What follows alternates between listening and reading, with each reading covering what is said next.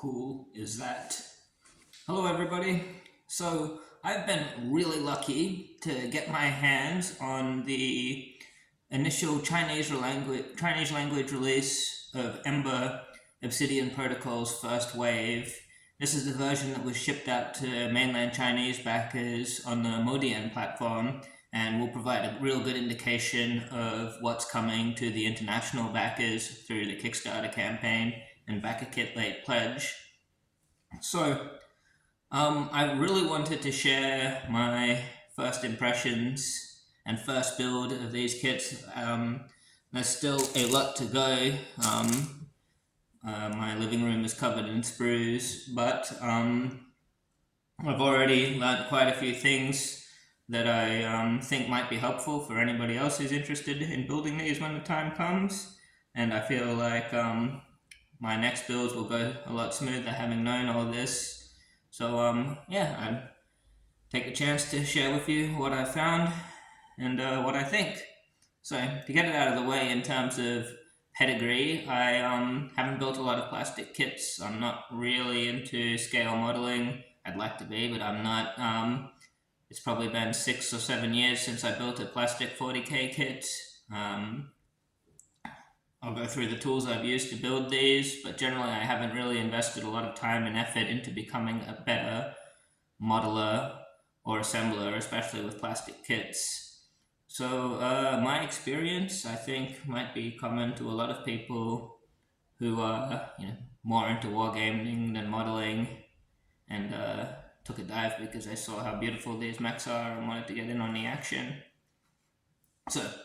So far I've built one set of legs, the standard legs, one core, which is the Maya battle core, the standard core for RDL, two right arms, one of them being the AC-32 automatic rifle and the other being the CC-4 cleaver, and two left arms, the combined Type 55 shield and CC-6 cleaver, and the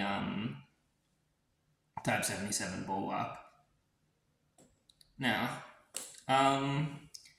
in terms of quality, like I said, I can't really speak to it because I don't have a lot of experience in it, but it feels good. I am very happy with how it fit together, and how it looks. So I'll get that right out of the way. I suppose I should talk about what I've used to build this. I have here a toolkit from the tie-in in mainland China with Xiang that included a scalpel, which I've mainly used to slice off the bits of sprues in the event that some of them have remained when I've used the side cutters. Side cutters have been pretty good. I've only ever used one other pair, and these are at least as good as them. When the sprue connects flush with a flat part of the model, often there won't even be anything to file off. There's been a couple, but you still need to be careful. Sometimes there's a little bit left. But yeah, it's done a real good job. Through a couple of it, no nicks yet. It really slices through the sprue. Use the tweezers here and there. I haven't used the other knife yet. I used the fine grained sandpaper. I didn't mount it. This side generally, there's only a couple of parts that are rounded where the sprue connects, and this is very good for polishing them, so I didn't mount it on the backboard. The large grain sandpaper I mounted on a bit of acrylic that ships, and I use that for the same job as the scalpel, just cleaning the parts up. To put it together, I have both the Tamiya the extra thin quick setting cement and the regular cement, both of which I'd never used before.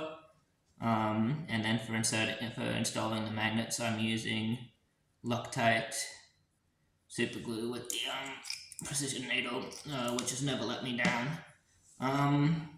And yeah, so probably not the most expensive tools on the market, quite an attainable set of tools really, and they've served me well. So, what are the things that stand out when putting these together? Flash, there isn't so much of it, not much at all, really. But that, I guess that makes it insidious when there is, because I start to let my guard down. So if a bit does show up, it's often when I've already put it on the model. Certain bits are more prone to flash. If you were to look at the headpiece with that big handlebar on the back, that had a fair bit of flash on it, but for all the arm and leg segments and the torso segments, there hasn't been much flash at all, and it come off really easy, brittle. A little bit of poking and it'll just come right off and then be easily shaved. So that's good. In terms of the fit, almost every part's gone together without there really being any, I can hold it up to the light and no light will shine through. There's the shoulder bit, for example, the shoulder assembly, that's 2 bits together. The upper arm, another 2 bits.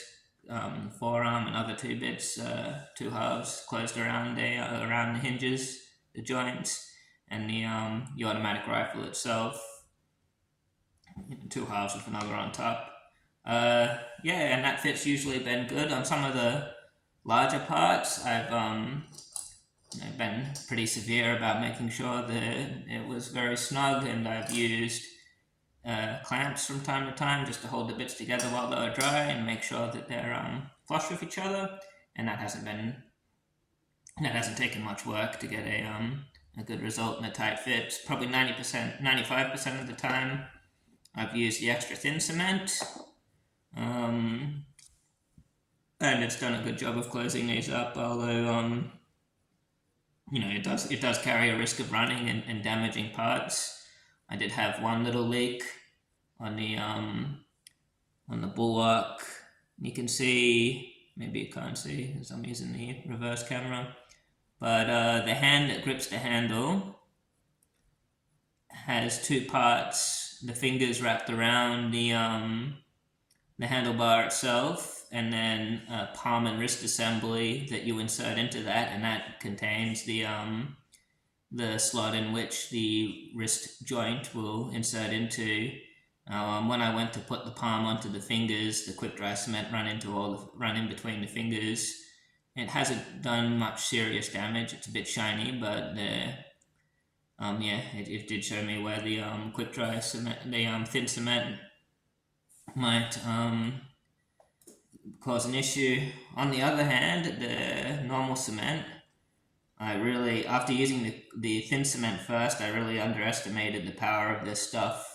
And the first bit I tried to put together with the main cement was this handlebar sitting on the core, and pretty much a big fat drop ran over the whole thing, and was like the bad guy's blood in Aliens. But that's really my issue for not being familiar with the tools. Other things to consider when putting it together. I should hold up to the screen a bit more. Other things to consider when putting it together. Make sure you know the part that you're building well. Look at the instructions, and make sure that the bit is oriented correctly, and that anything that you're about to shave off because you think it might be part of a gate or a mold line isn't supposed to be there. An example of where I nearly condemned an innocent part. You see these thrusters on the hip and thigh assembly. Each one of them sits on a little triangular peg that would be quite easy to lop off. Also, you can see along on the outside of the hips, maybe not in this light, there's these little tabs all along it that are meant to be there. You can see the bolts on the Type 55 shield, they're meant to be there.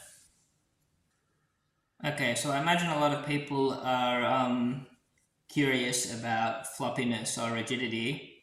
The first thing, I'd say the magnets hold things in place very well. So this is rotating on the magnet, it's up elevated, doesn't flop. the arm itself, I'll bring up a different arm. For these arms, I haven't glued the where the shoulder sideways rotation. Haven't glued that. I haven't glued the forearm, I guess what you call the elbow to upper arm connection, or the elbow to forearm connection. So both of those are still posable and hold that pose well. I'm not going to push my luck with it. But yeah, generally it's pretty good, or very good even. Check that he's not flopping. So yeah, other parts have other ball joints have like a little peg on them that slots into an opening on the inside of the ball joint, and this limits or prevents movement. So you can build it in, and that will assemble the model in kind of this fixed neutral pose. If you had to look at the legs, which I think is very handy. But if you wanted to put it into a more dramatic pose, you would slice those little pegs off, and then you have the full range of motion in the ball joint at the cost of rigidity. So you might have to glue everything in place then. The weakest joint in all of it has been the waist. I don't reckon I've done a great job of assembling it, just because I'm not especially experienced in this. I think I'll do a better job next time ensuring the parts are snug and letting things dry properly before I move on. Impatience is probably my biggest hobby vice. But the waist has 2 points of articulation in it, both vertical.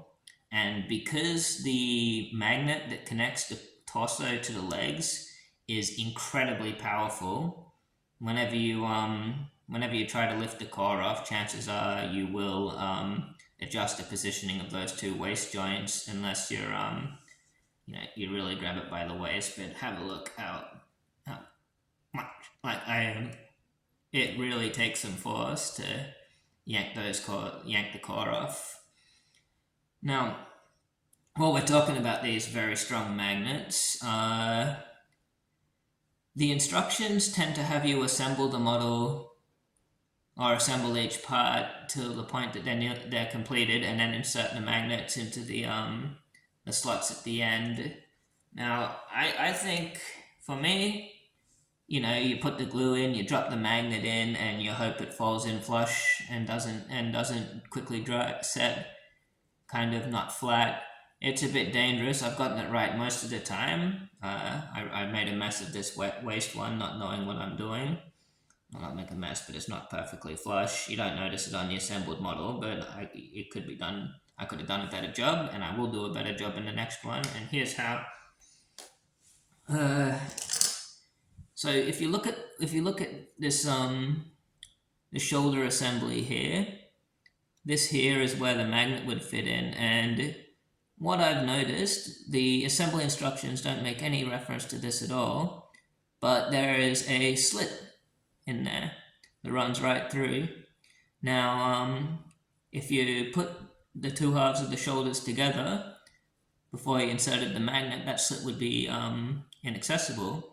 So what is the slit for? I'm not entirely sure, but what I've been doing on the latter parts that I've assembled is, while that slit's still accessible, inserting the magnet into the slot and pouring the super glue into the slit, and it's held it in place beautifully.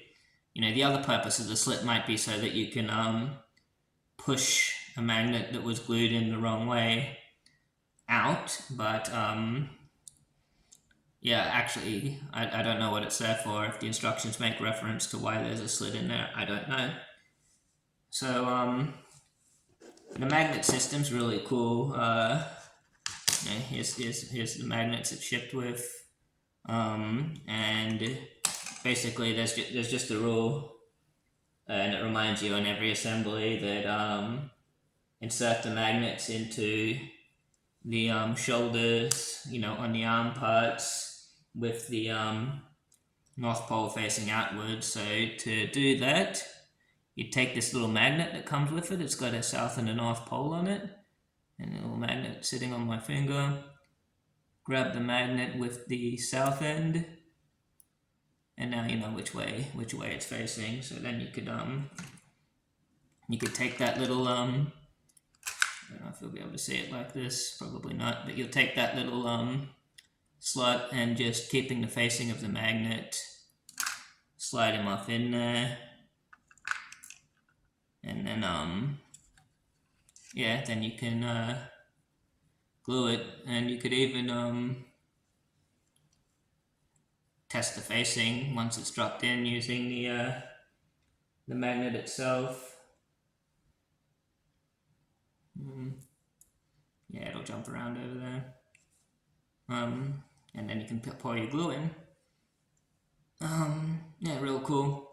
So how would you be able to turn the part over to put the magnet in that slit? Actually, the magnet sits quite snugly in there even without glue, so I can turn that upside down and secure it with some glue.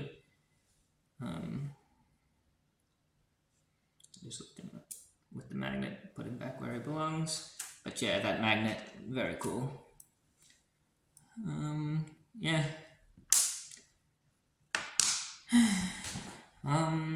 So what else have I learned?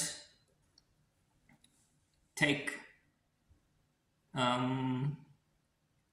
most of these arm assemblies. I think it makes sense to probably insert the wrist ball. Let's see if I can find one over here. So the product ships with many of these little loops. This is the peg goes into the palms of all the hands, and the socket goes around a peg in the forearm. Now, it might take a bit of force to actually get the hand over that peg, so applying that force when the wrist joint is sitting in an assembled arm can be uncomfortable. So my preference now is to insert the wrist into the hand and then put the hand and weapon or whatever, attach it to the forearm after it's done. So yeah, slap them together. I haven't gotten tired of this yet. I love them. I cannot wait to build more parts. Oh, the guys who achieved this, I hope they're proud of what they've done. These are wargaming figures that you just can't ignore, and there's so much more for me to build, and I'm sure I'll learn new things, and I'll do what I can to share that with you as I get through it. Yeah, just I'm really happy with it. So that's that. If a total amateur like me can finish with a mech that looks this beautiful, it's going to be amazing what the real hobbyists can do with these kits. Yeah, I'm just so happy with them. And I can't wait to keep going, which means I'm going to wrap this video up. Thanks for watching.